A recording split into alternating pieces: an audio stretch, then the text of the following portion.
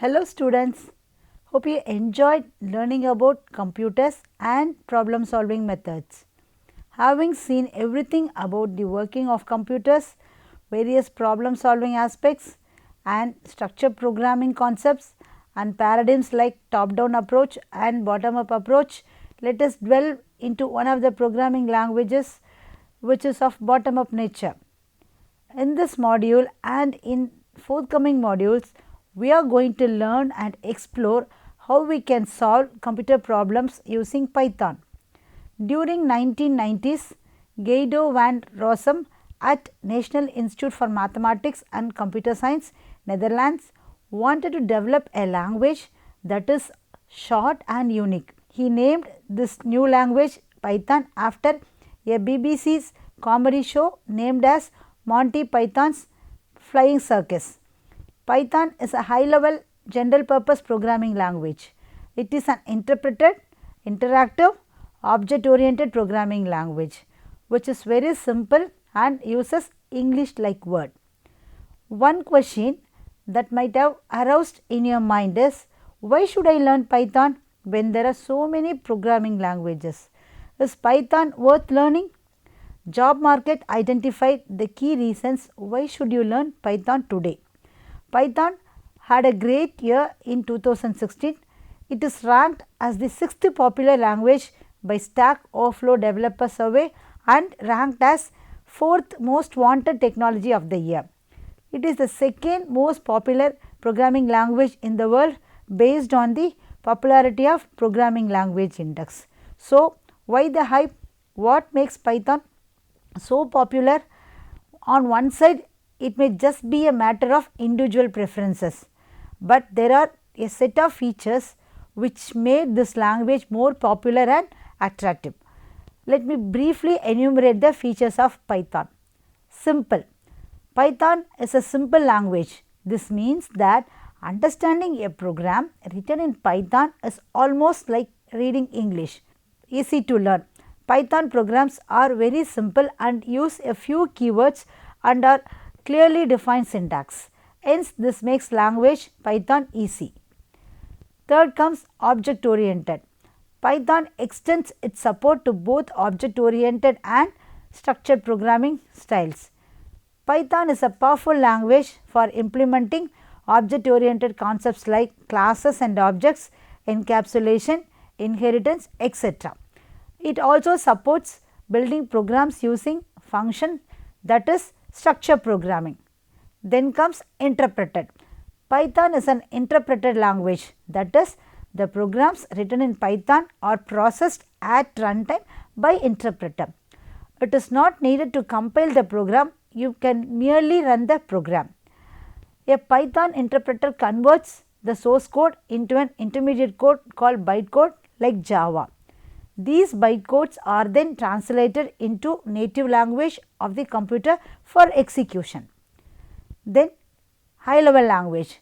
Python is considered a high level programming language because it relieves us from worrying about the low level details like memory management, assembly language used to provide the commands to the CPU. Then extensive support of libraries. Python has a huge collection of built-in functionalities called libraries. These libraries are portable across different platforms. Then interactive. Interactive Python is very much helpful for debugging purpose. You can directly interact with the interpreter at the Python prompt. In this mode, Python is used like the Unix terminal. Portable. Python's platform independent nature makes it portable, that is it runs on all platforms. Then multi-threaded. Executing more than one process of a program is called multi-threading. This nature is well supported by Python. Python has advantageous features and programmers prefer Python over other programming languages because it is easy to learn and code. However, this language has still not made its place in some computing domains. Therefore, this language may not solve some of the enterprise solutions and limitations include speed. Since it is an interpreted language, Python is slower when compared to C or C++. Even though it is high level language, unlike C or C++, it is not closer to hardware. Then Python is not a good choice for mobile development. The developers cannot use Python directly for developing mobile applications, but frameworks like Kiwi have to be used to build cross-platform mobile applications and other multi-touch application software with user interface using Python. Next, Python is not a good choice for memory intensive and computational intensive tasks. Due to the flexibility of the data types, Python's memory consumption is also high. Finally, we have runtime errors. Python programmers noticed several issues with the design of the language. Python is a dynamically typed programming language. This means that it does not require users to declare the type of variable before using them. This feature makes the user to write code freely, but a number of errors emerge at the time of compilation as the variable types are not defined explicitly. So, the developers must perform a number of tests additionally to identify and fix the bugs during runtime. Then, Python provides no support for block commands. Now, you might have a question, what exactly can I use Python for? There are wide range of application for Python. First one is, it can be used as a scripting language. As a scripting language, Python allows us to write small scripts that can be used to automate simple tasks like cron tab in Unix. Then web development. Python has facility for integrating database and web development frameworks. Web frameworks that are based on Python like Django, Flask, Pyramid, etc. have recently become very popular for web development. These web frameworks help you create server-side code in Python and provide libraries which simply integration with database and various internet protocols like HTTP, FTP, POP, etc. Next, desktop applications. Due to its feature, Python is found to be suitable for developing desktop-based GUI applications. To develop such applications, Python supports various GUI toolkits like WXWidgets, Kiwi, Qt, WXPython. These toolkits provide high functional graphical user interfacing. Then comes computational applications. Python supports various tools that let it perform high computation and processing of data. The list of tools available include SciPy, a collection of packages for mathematics, science and engineering; Pandas, a data analytics and modeling library providing high performance, easy to use data structures; IPython, a powerful shell for easy editing and recording of work session. It also supports visualizations and parallel computing. NumPy, a package that lets us deal with complex numerical computations. It defines the numerical array and matrix types and basic operations on them. SymPy, a package for symbolic mathematics and computer algebra. Python finds its role in image processing applications also. Python supports variety of image processing libraries that implement algorithms and utilities for use in research, academic and industrial applications. Some of them include Scikit-image. This library includes collection of algorithms for image processing. OpenCV, this is library for computer vision with Python interface. SimpleITK, it is library for medical image processing. At last, machine learning. There are popular machine learning libraries and frameworks for Python. Two of the most popular ones are Scikit-learn and TensorFlow. Scikit-learn comes with some of the more popular machine learning algorithms built in. TensorFlow is more of low level library that allows you to build custom machine learning algorithms.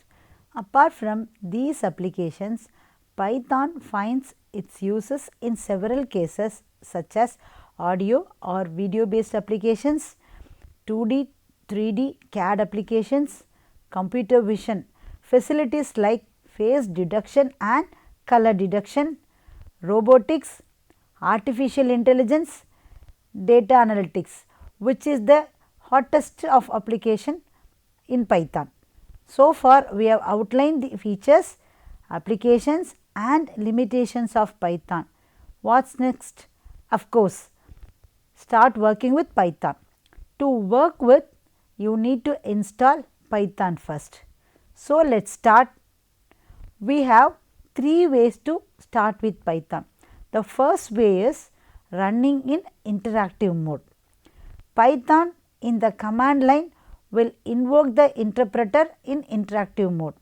You can directly type in Python expressions to get the output. Second way is the script mode. This mode is used to execute Python scripts written as files.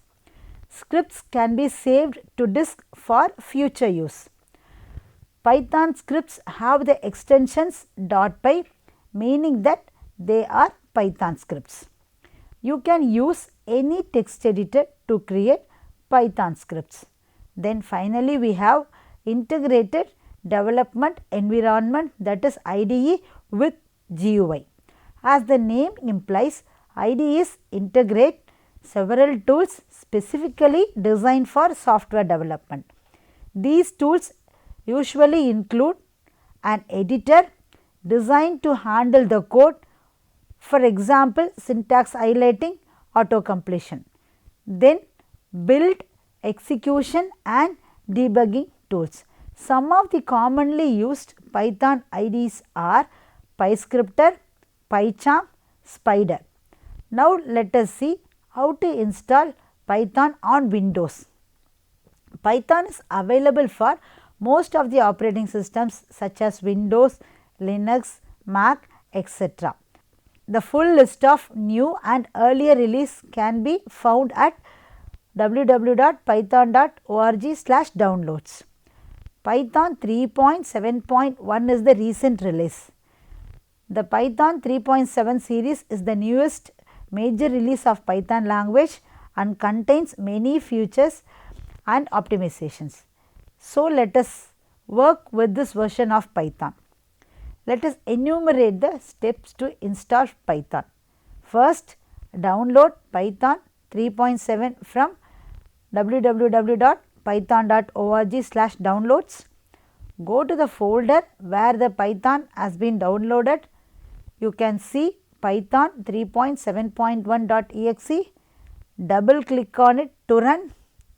You can see a window as you are watching and click on run. After clicking run, you can see a window like what you are noticing now. Click on install now. Make sure that you have checked the add path 3.72 path. Path is an environmental variable in Windows. It basically tells the command prompt what folders to look for when executing a command. Make sure that you have checked the add Python 3.7 to path. Path is an environment variable in Windows. It basically tells the command prompt what folders to look for when executing a command. If you do not add Python to path, then you have to call Python from the command line as seen on the screen. Whereas, if you add it to path, you can do this. After clicking install now, you can see a window like the one shown on the monitor. Then click on finish to complete the installation. Now go to start and search for Python. You can see as given on the screen. Click on Python 3.7 32-bit to open Python interpreter. The interpreter has a 3 greater than prompt wherein you can enter Python commands and press enter. Now the interpreter executes the command and displays the result. An example is seen now. When you do these steps, Python ideally also gets installed. Shall we see how to start and use Python ideally? Python ideally is one more way to execute Python statements and commands in the interactive mode. This interactive mode is also called as shell. The steps to launch Python ideally are enumerated.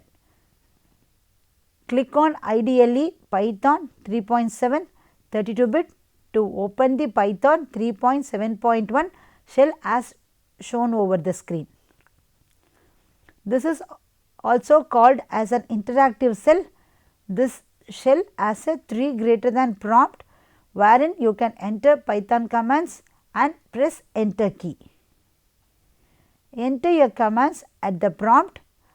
An example is now seen on the screen.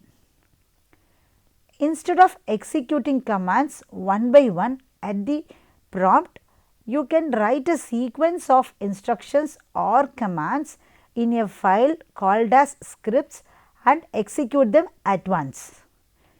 Let me list the steps to execute a script.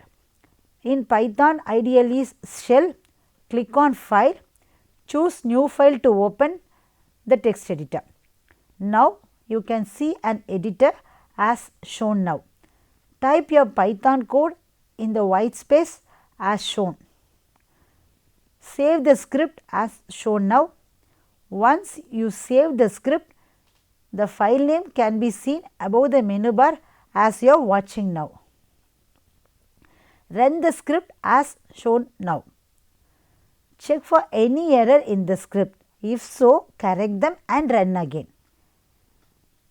Now it is time to start learning Python programming. Computers do not understand natural languages like English, so we have programming languages that have structured form of instructions to process a variety of data. There is a huge list of programming languages for computers. One such language is Python. Let us explore in detail in forthcoming modules about Python. In this module, we will see basic Python elements. English has a defined characters that are alphabets.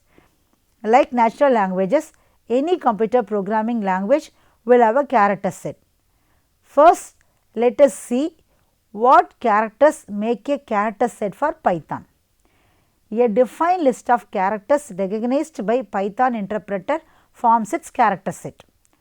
The characters are interpreted and identified as characters, variables, strings, constants, keywords, etc. The character set of Python includes. Next, we will see about tokens. What are tokens? Tokens are the smallest units of a program. The list of tokens include keywords, identifiers and variables, literals, operators and delimiters. Let us briefly describe the tokens. The first one is keywords. Like any other programming languages, Python also has a set of keywords, also called as reserved words. The keywords have special meaning and use. They cannot be used as identifiers. The list of keywords in Python can be seen now. Then comes literals. Literals can be defined as data that are given as variables or constants in a program. Python have literals like string literals, numeric literals, Boolean literals. String literals. A string is a set of characters. The literal value for a string is written by surrounding the value with single, double or triple quotes. Numeric literals. They are literal having digits from 0 to 9, an optional plus or minus and an optional decimal point. If a numeric literal have digits without a decimal point, then it is said to be an integer literal, otherwise it is a floating point literal. Examples of valid literals: 12, minus 345, etc. Valid floating point literals are 123.01, 435.0, 467.0, minus 243.0, etc. Some invalid numerical literals include 5000.09 with comma separating the 1000 digit and 2567 with a comma separating 1000 digit. Another form of numerical literal is complex or imaginary literal. An imaginary literal yields a complex number with a real part of 0.0. Boolean literals. A Boolean literal has any of the two values, namely true or false. We will be discussing in detail about the literals in the forthcoming modules on Python literals and string. Next type of token is variables and identifier. Variable is a name which refers a memory location. Variables is also known as identifiers and used to hold values.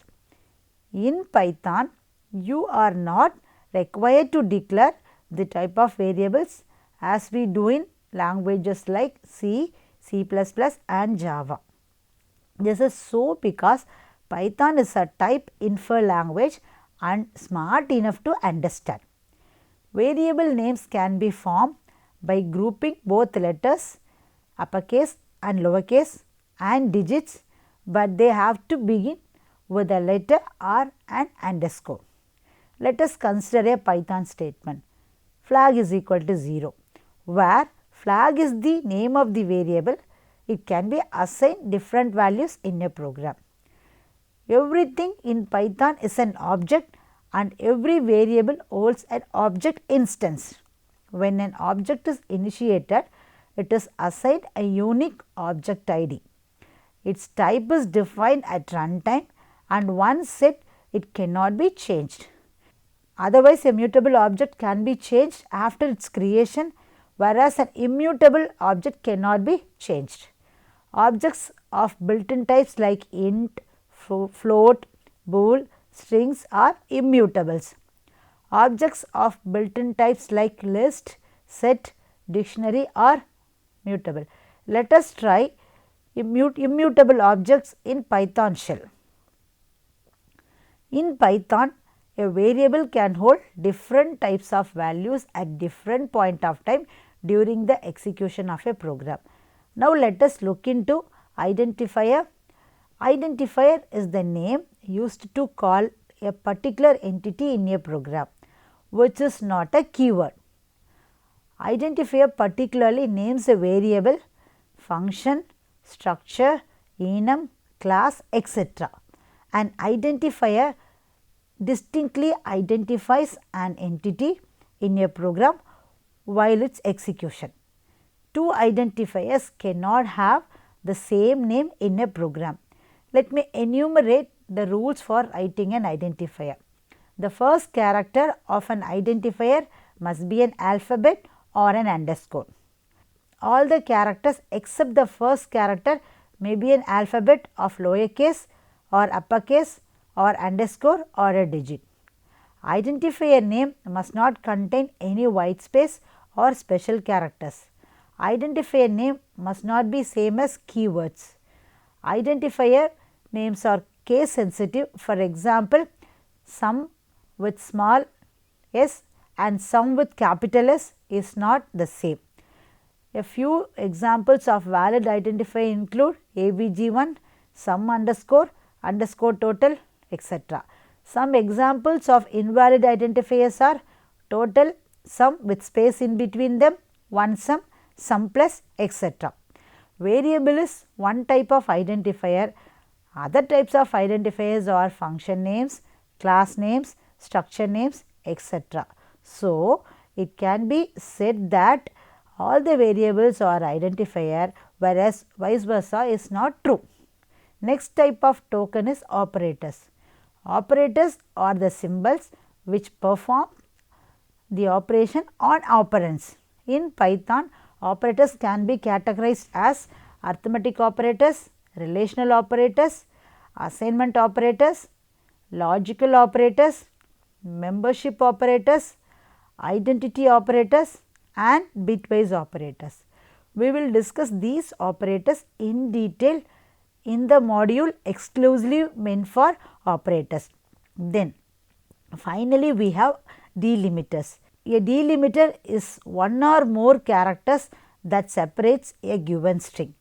Please see the list of delimiters in Python. Then what is next?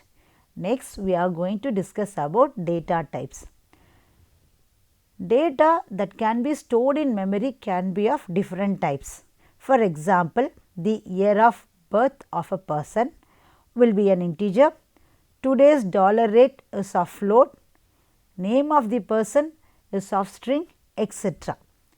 Python provides various standard data types that define the storage method on each of them.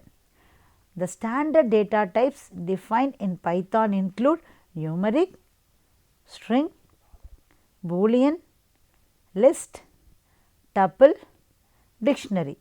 In this section, let us learn these data types along with examples. First and very common type is numeric. Numeric data types store numbers. Python creates number objects when a number is assigned to a variable. Numbers can be integer and real, also called floating point numbers, which may be both positive and negative. Python supports 4 types of numeric data. Integer. Integer include signed integers like 24, 6, 27, 29, 1997, etc. Long. Long integers used for higher range of values.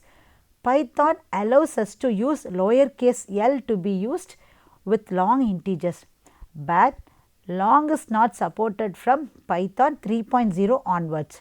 Int will itself behave as long. Next type is float. Float is used to store floating point numbers like 29.24, minus 6.29, 15.2, etc. Finally, complex.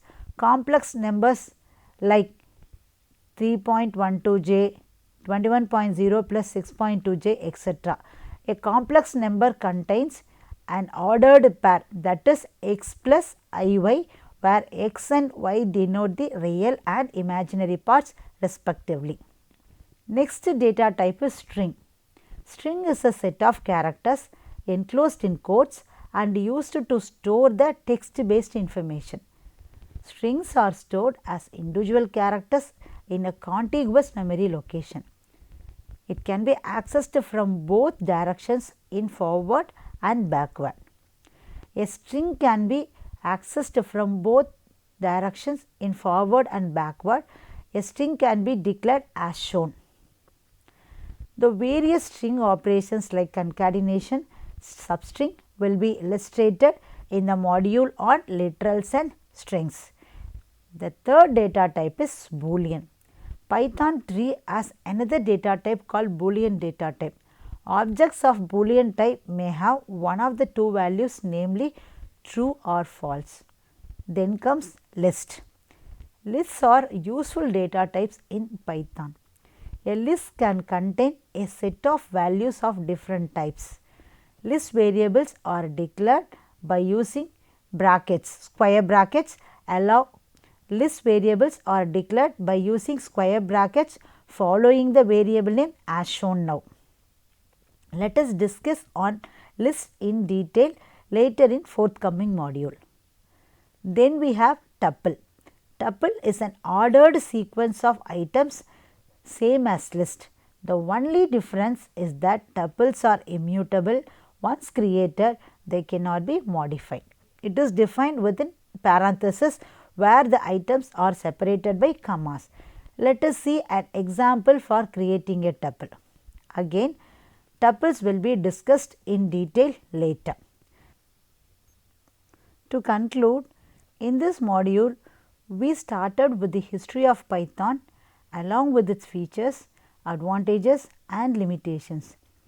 We have also seen how to install Python and various ways to start working with Python. We gave an outline of various Python elements such as tokens and data types. In the next module, we will be explaining how to work with Python interpreter. Looking forward to see you in the next module. Thank you.